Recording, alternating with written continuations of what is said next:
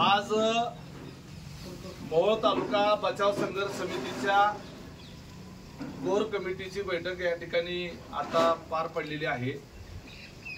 अनगर येथे झालेलं तहसील कार्यालय रद्द करण्याच्या मागणीकरता मोहोळ या ठिकाणी संघर्ष समितीच्या माध्यमातून आंदोलन पुकारण्यात आलेलं आहे।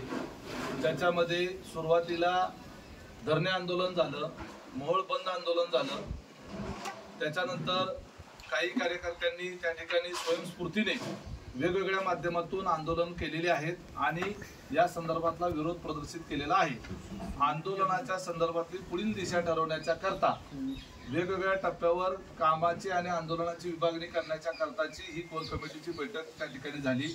या बैठकीला मोहोळ तालुक्यातले ज्येष्ठ नेते मनोहरभाऊ डोंगरे, आपले सर्वांचे दीपक मेंबर, मी स्वतः, संजय अण्णा क्षीरसागर, मानाजी बापू माने, चंद्रराज चौरे, बाळासाहेब गायकवाड, त्याचबरोबर सीमाताई पाटील, त्याचबरोबर पद्माकरप्पा देशमुख, विक्रांत देशमुख, अशोक भोसले, सोमेश क्षीरसागर, सुशील क्षीरसागर, भारतीय जनता पार्टीचे अध्यक्ष सुनील चव्हाण, त्याचबरोबर सतीश पाटील, राहुल क्षीरसागर, बाळासाहेब वाघमोडे आणि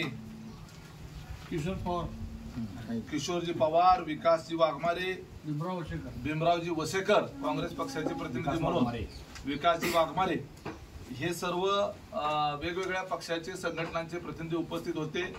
भैयासाहेब देशमुख फोनवरून सहभागी होते आणि मुन्नासाहेब माळिक, विश्वराज माळिक हे देखील फोनवरून त्या ठिकाणी आमच्या सोबत सहभागी होते। त्यामुळे त्या फोनवरच्या माध्यमातून ते आमच्याशी त्या संवाद प्रक्रियेमध्ये त्यांनी सहभाग देखील या ठिकाणी नोंदवलेला आहे। तर या बैठकीमध्ये पुढच्या काळामध्ये तिरडी आंदोलन, बॉम्बाबॉम्ब आंदोलन, थाळीनाद आंदोलन, मुंडन आंदोलन, घंटानाद आंदोलन आणि महिला मोर्चाच्या माध्यमातून आमदारांना बांगडी आंदोलन किंवा बांगडीचा आणि साडीचोळीचा आहेर आंदोलन अशा स्वरूपाचं एक आंदोलन सीमाताईच्या माध्यमातून आपण महिलांचं एक मोठं आंदोलन त्या ठिकाणी करणार आहोत। गावनिहाय देखील याच्यामध्ये आंदोलनं गाव स्तरावर त्या ठिकाणी केली जाणार आहेत। संपूर्ण मोहोळ तालुका बंद, आतापर्यंत मोहोळ शहर बंद होतं, मोहोळ तालुका बंद हे देखील पुढच्या काळामध्ये जर हे तहसील कार्यालय रद्द झालं नाही तर पूर्ण तालुका बंदचं आंदोलन देखील पुकारलं जाणार आहे। त्याचबरोबर आम्ही ज्या दिवशी कमिटी ज्या दिवशी सांगेल त्या दिवशी 1 तास संध्याकाळी दिवा बंद आंदोलन म्हणजे लाईट बंद केली जाईल 1 तासासाठी, ते एक आंदोलन या ठिकाणी केलं जाणार आहे। आसूड आंदोलन केलं जाणार आहे। कॉलेजच्या विद्यार्थ्यांचा निगडीत तहसील कार्यालय अतिशय महत्त्वाचं आहे। महाविद्यालयीन विद्यार्थी विद्यार्थिनींना वेगवेगळ्या दाखल्यासाठी तहसील कार्यालयात जायला लागतं, त्यामुळे विद्यार्थ्यांचा एक मोर्चा या आंदोलनाच्या प्रक्रियेतला एक महत्त्वाचा आंदोलनाचा घटक म्हणून घेतला जाणार आहे। आणि संपूर्ण तालुक्यामधून जास्तीत जास्त किमान 1 ते 1.5 लाख लोकांचा सहभाग या आंदोलनाच्या माध्यमातून सक्रिय ऑन रेकॉर्ड आम्ही घेण्याचा त्या ठिकाणी प्रयत्न करणार आहोत। त्याचबरोबर कोर कमिटीमधील काही मान्यवर ज्यांना जसा वेळ उपलब्ध असेल तसा गावनिहाय त्या ठिकाणी जाऊन या संदर्भातल्या या झालेल्या निर्णयामुळे काय दुष्परिणाम तालुक्यावर होणार आहेत या संदर्भातली माहिती देण्याच्या करता आणि जनचळवळ त्या ठिकाणी उभी राहण्याच्या करता त्या ठिकाणी सर्वांनी मिळून जायचं ठरलेलं आहे। या संपूर्ण आंदोलनाच्या प्रक्रियेमध्ये काही बाबी ज्या आहेत त्या इतरांच्या ज्या ठरलेल्या आहेत त्या गोपनीय स्वरूपाच्या आहेत, ज्याच्यामध्ये आम्ही तुम्हाला त्या गोष्टी सांगू शकत नाही, परंतु काही महत्त्वपूर्ण निर्णय आम्ही या संदर्भात घेतलेले आहेत। सर्वांची त्याला सर्व सहमती आहे। यानंतर जी काही कोर कमिटीची बैठक होणार आहे, आज जशी माझ्याकडे माझ्या इथं घरी झाली तशी वेगवेगळ्या ज्यांच्या इथं एक 20-25 जणांची बसायची व्यवस्था असेल, ते ठिकाण महत्त्वाचं नाही तर ती बैठक महत्त्वाची असणार आहे। त्या दृष्टिकोनातून तो एक निर्णय या ठिकाणी झालेला आहे। याच्याबरोबर आंदोलनाची जी दिशा आहे ते एकत्रितरित्या कोर कमिटीमध्ये डिसिजन घेऊन त्या ठिकाणी एखादं आंदोलन पुकारल्यानंतर त्यामध्ये सगळ्यांनी त्यामध्ये सहभाग घेण्याच्या करता आपण माध्यमांनी गाव स्तरापर्यंत लोकांच्यापर्यंत ते पोहोचवावं याच्या करता आमचाही एक मीडिया मॅनेजमेंटचा एक विभाग त्या ठिकाणी त्यासाठी काम करणार आहे। शिवाय 15 ऑगस्ट दिवशी देशाला स्वातंत्र्य ज्या दिवशी मिळालं, परंतु मोहोळ तालुका अर्थार्थानं कागदोपत्री स्वतंत्र झाला, प्रत्यक्षामध्ये तो अजूनही पारतंत्र्यात असल्यासारखा आहे आणि अशामुळेच हे असे निर्णय होतात.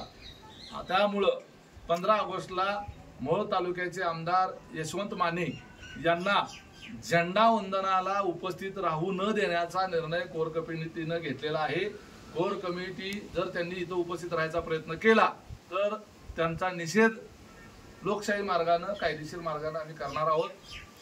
प्रशासनाला देखील आम्ही कळवलेलं आहे की उपोषणाचा दिवस जसा जसा वाढत जाईल तसं तसं आंदोलन संवेदनशील होत जाईल, कायदा आणि सुव्यवस्थेचे प्रश्न निर्माण होतील.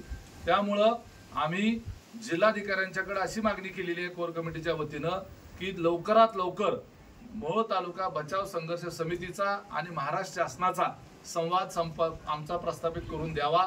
माननीय मुख्यमंत्र्यांबरोबर कोर कमिटीची किंवा बचाव समिती संघर्ष समितीची बैठक आयोजित करण्याकरता प्रशासनाने पुढाकार घेऊन तशी बैठक लवकरात लवकर आयोजित करावी, जेणेकरून हे आंदोलन चिघळणार नाही याची काळजी प्रशासनानं त्या ठिकाणी घ्यायची आहे. हा दीपक मेंबर 2 मिनिट. दुसरं असं तुमच्या माहितीसाठी ह्या आंदोलनाची ज्या दिवशी सुरुवात झाली, पहिली बैठक रेस्ट हाऊस येथे पार पडली. त्यानंतर बऱ्याच बैठका आंदोलन हे दादांनी सांगितली. महत्वाचा भाग असा की जेवढी लोक सर्व पक्षाची सर्व संघटना यामध्ये सामील होती, जवळजवळ 15 ते 17 दिवस आज होत आले. या संघटनेत एक दिलानं एक मतानं सगळे यात सामील आहेत. हे की महत्वाची बाब, म्हणजे तुम्ही याची नोंद घेतली पाहिजे. यात कोणी वरकडत गेलं नाही, कुणाचा कसलाही वाद नाही आणि एकमेकाचा चांगला समन्वय. ज्याला ज्याला जी काय जबाबदारी कुणी कुणी दिली, दादानी मला दिली मी केले, मी काय चरणला दिली त्याने केले, बापूंनी कुणाला दिली, अशा पद्धतीनं बरं का सगळ्या आघाड्यावर हे सैनिक काम करत आहेत. पण मगाशी दादा म्हणल्याप्रमाणे काही गोष्टी मला सुद्धा काही लोकांनी अशोकरावनी यांनी विचारल्या, पण त्या काही गोष्टी सांगता येत नाहीत. म्हणून म्हणजे आमच्या आंदोलनाची दिशा भरकटत जाईल. सुरुवातीला आमचं ते थोडं व्हायरल झालं, तर त्यावर सुद्धा म्हणजे आमच्यात थोडं केलं का ना केलं, चुकीचं झालं बरोबर झालं असं झालं, पण काय फायदे झाले काय तोटे झाले, म्हणून आम्ही ते थोडं सावधानतेने घेतो. दुसरं असं, या आंदोलनाचा सगळ्यात सहभाग मोठा महत्वाचा मला हे दिसला बरं का. मी आतापर्यंत 42 वर्षाच्या राजकीय आयुष्यात काम करत असताना सगळे म्हणजे आंदोलनात सहभागी असतात, पीडित असतात, वेगवेगळ्या विविध पक्षाचे असतात. पत्रकार फक्त ते एक बातमी न्यूज देण्याचं काम करतात, पण ह्या आंदोलनात मला असं वेगळं दिसलं, पत्रकार सुद्धा म्हणजे त्यांच्या ह्याच्यातनं ते सामील झालेत काय असं 100% लोकांना वाटायला लागले. म्हणजे तुमच्या बातम्यावरून असं वाटायला लागलं की तुम्हाला सुद्धा हे चुकीचं झालंय. नागरिक या देशाचा किंवा मोहोळ तालुक्याचा म्हणून तुम्हाला सुद्धा हे चुकीचं आहे, म्हणून तुम्ही सुद्धा एका वेगळ्या आघाडीवर काम करताय, त्याबद्दल तुमचं धन्यवाद.